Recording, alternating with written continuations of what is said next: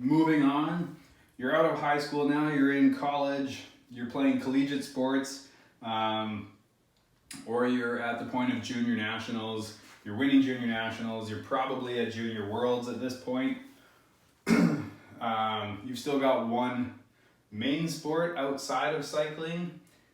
You're probably not playing junior at this point, or you're realizing that maybe house is the way to go, or you're playing almost beer league at that point, and some recreational soccer. Cycling has taken over.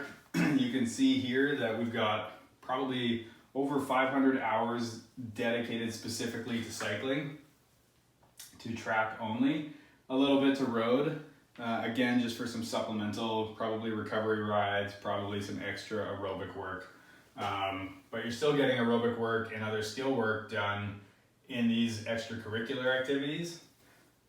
Something else to look at is the mental aspect of these extracurricular sports. There's a huge mental benefit to playing these sports outside of your main sport, just to take yourself away from that sport. Coaches may not be huge advocates for this because it's another place that you could get injured, and there's nothing worse than getting injured, breaking your leg in a soccer game, and now you can't ride bikes.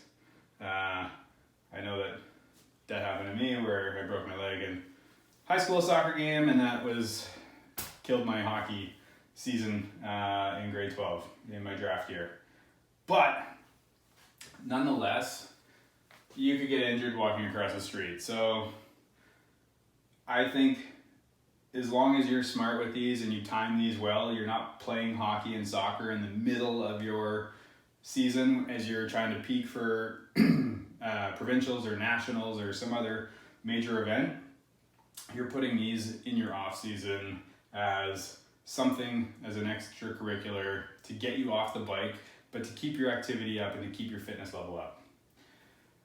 Moving towards learning to win, now you're 19 to 23. You've had 8+ years in your sport. There's still an extracurricular sport involved. Again, this is timed based on your schedule and your overall yearly training plan, but it's in there and it's planned within. We've got cycling track as the main one. This is taking up 750+ hours a year. And now we finally cracked that 1,000-hour mark with predominantly cycle focused. So at this point, now we're looking at probably junior worlds. You're definitely going to nationals. You're probably winning provincials.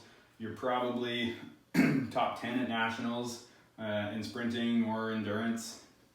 And then you've got a little bit of off-season time where you've got the ability to go and play whatever sport you choose, whether it's soccer or hockey or baseball or basketball or something off the bike, land-based, just to move in different directions. This is going to help your robustness and your mental health and your recovery to come back for your next cycle hungrier for the challenge of the next season. And then finally, in training to win, we've got 23 to 25 years old, 10+ years in your sport. This is your Olympic cycle. This is to start it.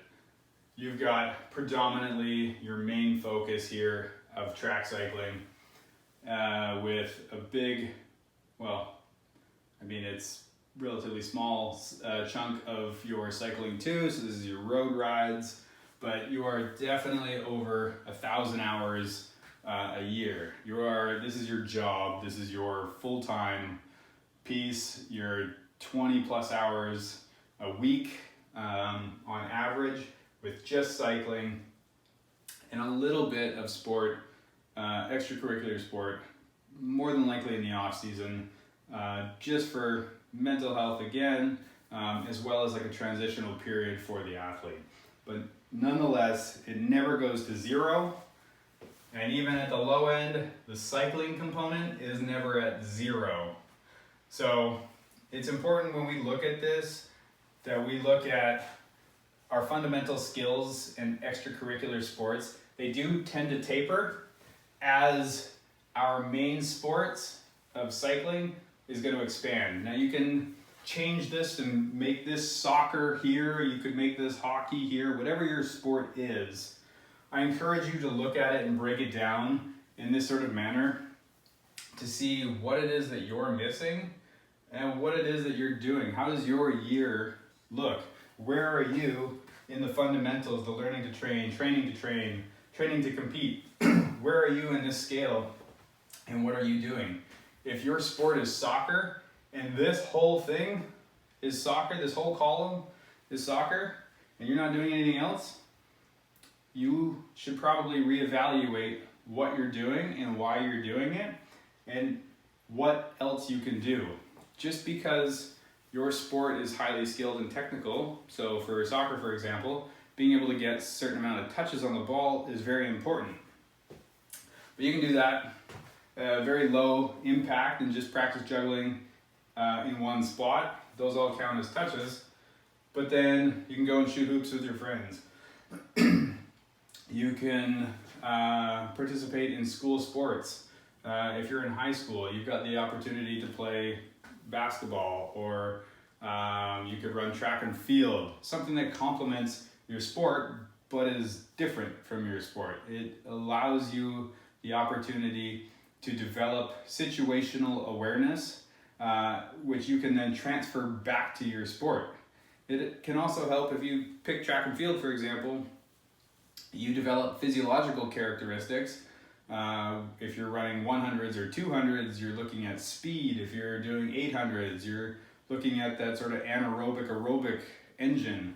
But you're developing race strategies and pacing strategies. These are all beneficial for your sport in learning how to move around the field more efficiently. So it's really easy to want to specialize and, you know, I'm going to be a whatever player and I'm going to only do that. But there is so much benefit to participating in something else outside of your sport that I strongly recommend reevaluating your current yearly plan and how you can fit in appropriately other sports to help you be a more well-rounded athlete. Now, I just threw a ton of information at you, and I'm really sorry about that. Your eyes have probably glazed over. You're probably going, please stop talking right now. But I want to encourage you to take another look at this, take another listen, and develop some questions.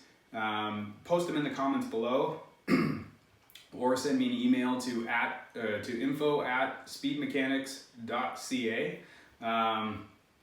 Shoot me a message on Instagram at SPD Mechanics, or find us on Facebook at SPD Mechanics again. But I hope this has been helpful, and I'd love to start a discussion on this, so please give me your feedback. Let me know what's up, how this affects you, how this affects your athletes, how this affects your kids.